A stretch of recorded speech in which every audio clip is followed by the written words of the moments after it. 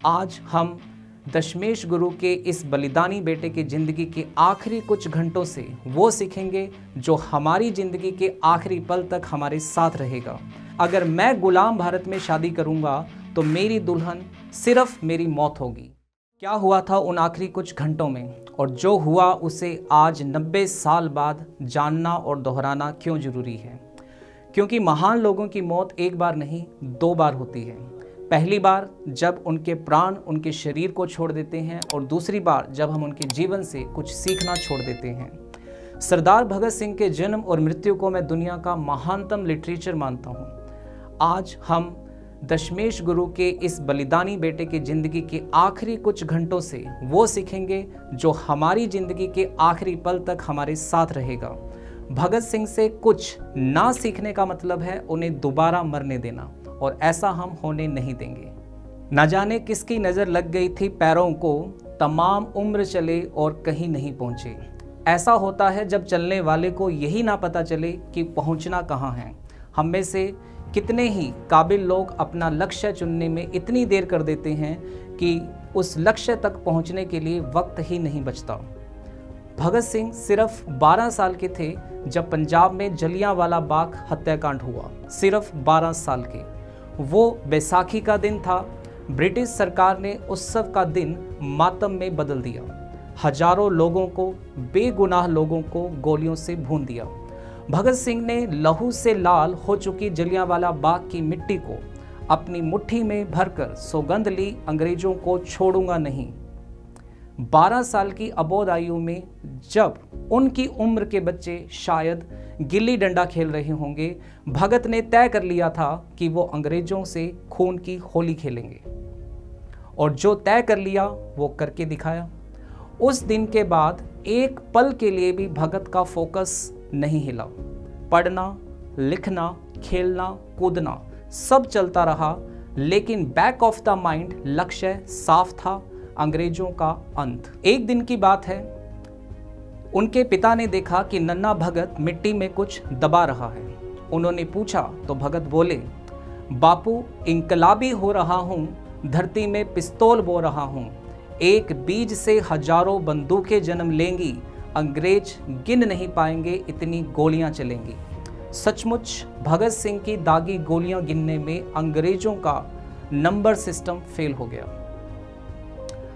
हम जिस भगत को जानते हैं, अपना हीरो मानते हैं, जिसके पोस्टर घर की दीवारों पर लगाते हैं, वो भगत सिंह अनगिनत किताबों से घड़ी हुई एक प्रतिमा है।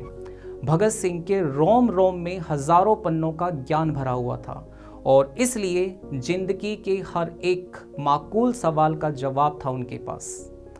भगत के बारे में अनगिनत कहानियां आपने पढ़ी होंगी, सुनी होंगी, लेकिन क्या कोई भी ऐसी एक घटना आपको कहानी याद है जिसमें आपको भगत सिंह कंफ्यूज नजर आए हों, सही और गलत का भेद ना कर पाए हों, और किसी दो राहे पे आकर लड़खड़ाए हों? कभी नहीं, कुछ भी नहीं याद आएगा, क्योंकि हमारे पास एक दिमाग है। जो पढ़ता है उसके पास हजारों दिमागों का नॉलेज अपने अंदर होता है, और परिस्थितियां जब प्रश्न करती है तो वो हजारों दिमागों से सोचकर उत्तर देता है। भगत बचपन से किताबों की ओर झुके हुए थे। महापुरुषों की कहानियां, इंस्पिरेशनल स्टोरीज और क्रांतिकारियों के बारे में पढ़ना उन्हें खास तौर पर पसंद था। वो बड़े हुए तो उन्होंने अपने पढ़ने के दायरे को भी बढ़ा कर लिया। भगत किसी एक विचारधारा का नहीं, हर तरह की विचारधारा का लिटरेचर पढ़ते थे। भगत जब जेल में थे तो लेनिन को भी पढ़ते थे, और वीर सावरकर को भी, मार्क्स को भी पढ़ते थे, और विवेकानंद जी को भी, और गुरु गोविंद सिंह जी को भी। भगत के जीवन से हम ये नहीं कह सकते कि भगत ने लेनिन और मार्क्स को पढ़कर क्रांतिकारी बने। भगत जन्म से ही क्रांतिकारी थे, क्योंकि जब जलियांवाला बाग हत्याकांड की धरती से मिट्टी को अपने हाथ में लेकर उन्होंने कसम खाई थी, तब उनकी उम्र महज 12 साल थी। जिस समय उन्होंने बंदूकों को जमीन में बोया था वो बचपन में घटना है। तो हम ये कह सकते हैं कि भगत सिंह जो है सशस्त्र आंदोलन का उनको जो ये मार्ग था वो शायद गुरु गोविंद सिंह जी के पढ़ने से आया होगा। तो एक बहुत ही अच्छा फैक्ट निकल कर आता है कि किताबों का हमारे जीवन में कितना महत्व है। भगत सिंह बहुत हैंडसम थे, गबरू, सरदार, जवान। कॉलेज में लड़कियां भगत पर जान छिड़कती थी। कभी मोहब्बत के सवाल पर भगत ने पंडित चंद्रशेखर आजाद को कहा था, पंडित जी अभी हमारे पास मोहब्बत के लिए वक्त नहीं है। इस जिंदगी में तो आज़ादी के अलावा किसी से इश्क नहीं होगा। अगर अगला जन्म मिला तो एक ही काम करेंगे, सारी उम्र महबूब की बाहों में गुजार देंगे। साफ जाहिर है कि भगत के सीने में भी एक धड़कता दिल था, लेकिन वो ये भी जानते थे कि आज़ादी की राह में कोई भी उड़ती हुई गोली उनके दिल के धड़कने पर ऐतराज कर सकती है।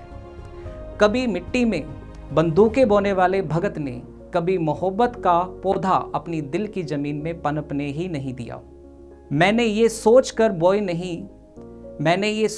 बोए नहीं ख्वाबों के दरखत, कौन जंगलों में लगे पौधों को पानी देगा। भगत 16 साल के थे जब उनके माता पिता उन पर शादी के लिए दबाव डालने लगे। भगत जानते थे कि दुनिया में किसी को भी समझाया जा सकता है, लेकिन उस माँ को नहीं जिसकी आंखें बेटे के सिर पर सहरा देखने के लिए तरसती रही। बड़ी से बड़ी चुनौती से हंसते हुए लड़ जाने वाले भगत माँ की मासूम सी जिद के आगे हार गए और एक दिन चुपके से कानपुर भाग गए। पिता ने पूछा, ऐसा क्यों किया भगत? वो बोले, अगर मैं गुलाम भारत में शादी करूंगा तो मेरी दुल्हन सिर्फ मेरी मौत होगी और किसी की मांग में सिंदूर भरने का मुझे हक नहीं है। भगत ने सच में मौत की मांग में सिंदूर भरा और जाते जाते माँ को बस इतनी सी तसल्ली दे गए, तू ना रो माँ, तू है भगत सिंह की माँ। मर के भी लाल तेरा मरेगा नहीं, घोड़ी चढ़कर तो लाते हैं दुल्हन सभी, हंसकर कोई फांसी चढ़ेगा नहीं। Lahore central jail. भगत सिंह अपनी बैरक में कैद हैं।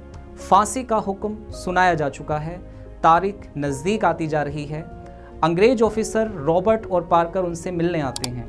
कहते हैं, माफ़ी मांग लो भगत, जान बच जाएगी। चिट्ठी लिख दो ब्रिटिश सरकार को, कह दो कि तुम अपने किए पर शर्मिंदा हो। हम भूल जाएंगे कि तुमने असेंबली हॉल पे बम फेंका था। हम भूल जाएंगे कि तुमने सैंडर्स की हत्या की थी। हम सब भूल जाएंगे। तुम बस झुक जाओ, तुम झुक जाओ बस भगत।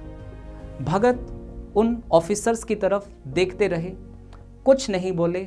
हल्की सी मुस्कुराहट उनके चेहरे पर थी और उनकी मुस्कुराहट सब कुछ बयां कर रही थी कि तेरी फिरौनियत की है तो बस औकात इतनी है, बहाकर बेगुनाहों का खून इतराना आता है। गुरूर ए बेखबर तुझे कौन समझाए, वो सिर झुक ही नहीं सकता जिस सिर को कट जाना आता है। भगत सिंह ने रॉबर्ट और पार्कर की बात मानकर ब्रिटिश सरकार को पत्र लिखा। क्या लिखा उस पत्र में? भगत सिंह ने ब्रिटिश सरकार से अपील की कि आप मुझे फांसी ना दें, क्योंकि फांसी अपराधियों को दी जाती है।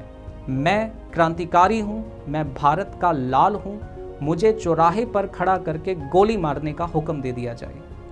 वो युद्ध का विधान है कि गोली से मरना सैनिक की शान है, लेकिन बेगैरत ब्रिटिश सरकार ने उस क्रांतिकारी की आखिरी इच्छा को भी पूरा नहीं किया और ले गए फांसी के तख्त पर। भगत सिंह ने कहा, मुझे तो वीर गति चाहिए, चाहे वो गोली से मिले या फांसी से। और उन्होंने हंसते हंसते फांसी के फंदे को इस तरीके से, इस दिल लगी से चूम लिया जैसे कोई दुल्हन के मेहंदी लगे हाथों को चूमता है। ऐ दुल्हन मैं राख बन सतलज नदी में बह गया, पूछ मत तेरी जुदाई इस दिल पर कैसे सह गया। है शहादत की खुशी पर जाते जाते दुख भी है, हाय आज़ादी तेरा घूंघट उठाना रह गया। जय भारत, जय भगत, इंकलाब जिंदाबाद।